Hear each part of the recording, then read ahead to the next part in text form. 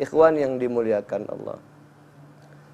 Di dalam menyembah kepada Allah Subhanahu wa taala ada perasaan-perasaan yang harus kita tampilkan guna kita dapatkan kemuliaan beribadah yang sesungguhnya kepada Allah Subhanahu wa taala.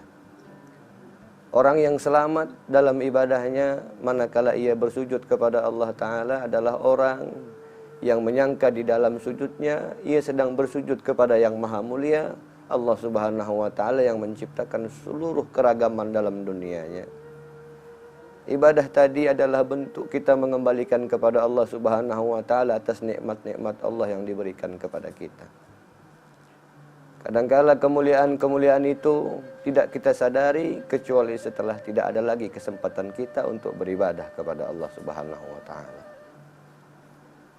Kadangkala kita yang sudah beribadah malah lebih banyak menilai buruk terhadap orang lain karena merasa ibadah kita sudah lebih banyak daripada orang lain.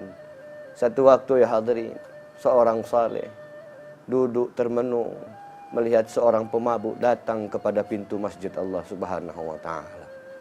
Manakala pemabuk ini datang ke depan pintu masjid, seorang guru, seorang pengajar ini menyapanya, berkata kepadanya, engkau sesungguhnya salah masuk daripada pintu yang salah. Engkau dalam keadaan salah.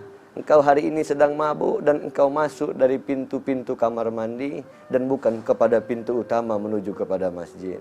Dilihat orang ini berkali-kali ia mencari-cari pintu. Subhanallah. Ikhwan yang dimuliakan Allah.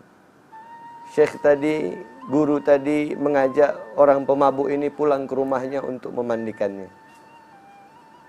Tibalah syekh ini di rumah seorang pemabuk tadi.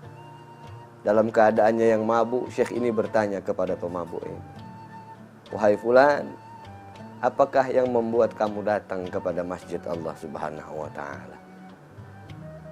Seorang pemabuk ini berkata, wahai guru, sesungguhnya sebelum saya kemari tadi, saya telah hidangkan banyak daripada peralatan-peralatan memabukkan saya yang sudah saya siapkan di atas meja.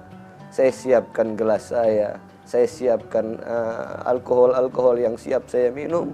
Tapi subhanallah, begitu saya mau minum, saya mendengar sayup-sayup terdengar dari masjid Allah Subhanahu wa taala kalimat subhanallah wa bihamdihi subhanallahil azim. Kalimat yang mensucikan Allah, kalimat yang mengesahkan Allah, kalimat yang mengiaskan kepada seluruh hati umat Islam bahwasanya nama Allah akan selalu suci dan tetap akan menjadi suci. Perbuatan-perbuatan umatlah yang dapat mencoreng kemuliaan-kemuliaan agama dan boleh jadi orang-orang menganggap mulia kepada dirinya tapi tidak pernah memuliakan kepada agamanya. Akhirnya hadirin, dia berkata, begitu saya mendengar sayup-sayup panggilan subhanallah bihamdihi subhanallahil azim, saya kumpulkan seluruh peralatan-peralatan saya, alat-alat yang saya gunakan untuk mabuk, dari gelas-gelas dan botol-botol saya. Saya datang kepada masjid karena saya berkata kepada Allah Ta'ala. Saya berkata dari dalam hati saya terduduk di pojok rumah saya berkata kepada Allah Subhanahu wa Ta'ala, ya Allah, sesungguhnya ada dinding antara aku dan dirimu. Maka dinding ini yang hanya mampu mengangkatnya adalah dirimu ya Allah. Maka angkatlah dinding itu. Subhanallah ya ikhwan. Kalau kita perhatikan, kita yang tidak mabuk kadang-kadang sulit untuk datang kepada rumah Allah Subhanahu wa taala. Sedangkan seorang pemabuk yang diizinkan Allah Subhanahu wa taala datang dengan perasaan hina. Ya, betul. Rasa perasaan hina itulah yang mengajaknya untuk menuju kepada Allah dan Allah kembalikan dia daripada tempatnya yang salah. Ikhwan yang dimuliakan Allah. Sahabat, assalamualaikum Nusantara. Ibadah yang kita kerjakan kepada Allah adalah kebaikan Allah yang dinisbatkan kepada kita. Walaupun kita yang mengerjakan, tapi jarang kita ingat sesungguhnya daya dan upaya datang daripada Allah Subhanahu wa taala. Kalau saja Allah tidak berkehendak kepada kita, maka badan kita ini tidak akan pernah sampai bisa beribadah kepada Allah Subhanahu wa taala. Banyak orang terlihat lebih kecil badannya, lebih muda umurnya, lebih ringkih tubuhnya, tapi lebih banyak beribadah kepada Allah Subhanahu wa taala. Maka ibadah adalah anjuran baginda Nabi, yang ibadah tersebut kembali kita fahami anugerah Allah yang disematkan pahalanya untuk kita. Tidakkah kita lihat kemampuan tubuh, hayat, udara, dan seluruh nafas kita adalah pemberian Allah.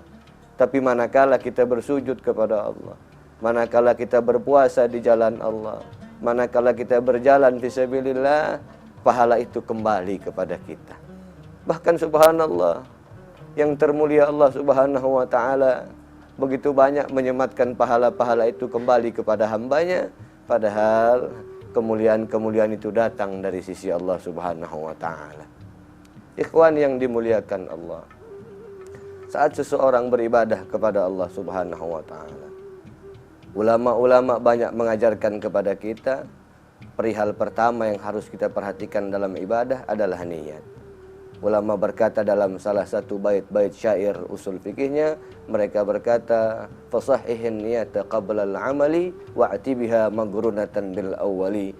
Hendaknya seseorang yang datang kepada satu ibadah memperbagus niatnya, memperbenar niatnya agar tidak ia masuk ke dalam ibadah dalam keadaan tanpa niat. Sungguhnya tujuan kita, niat kita itulah yang menyebabkan kita mendapatkan ganjaran Allah Subhanahu wa taala daripada pahala. Bila mana kita datang kepada Allah Subhanahu wa taala tanpa niat sekalipun, Allah tidak akan menyia-nyiakan pahala ibadah kita, tapi pahala yang kita tuju daripada ibadah-ibadah yang diwajibkan Allah membutuhkan kepada niat kita sebelum kita masuk ke dalam beribadah.